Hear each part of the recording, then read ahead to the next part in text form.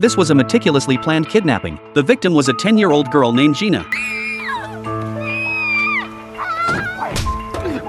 The man drove the girl home and locked her in a carefully constructed basement. Not only was its location hidden, but security was also extremely tight. Gina lay on the cold floor, as if cast into hell. She tried banging on the door for help, but no one answered. Finally, she sat down in despair. After an unknown amount of time, Jack appeared. He told the girl to huddle in the corner, laid a mattress on the floor, and brought her water and food. I want to go home to Mummy.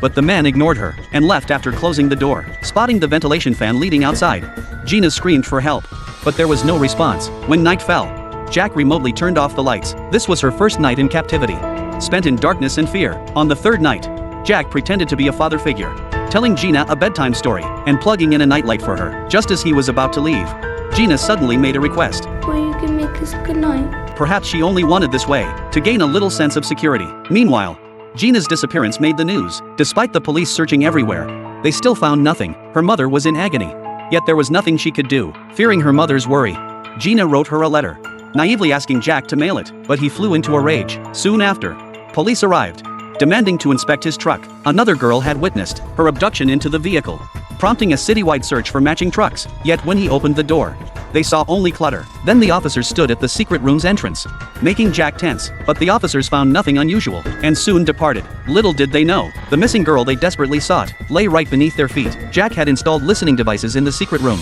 enabling him not only to converse with Gina upstairs, but also to monitor her every move. After 183 days of captivity, Gina began playing make-believe games to stave off loneliness and fear, imitating her teacher's lessons, reenacting interviews with reporters, daydreaming about escape routes. But Jack would constantly repeat 3 words over the phone. Obey me. Obey me.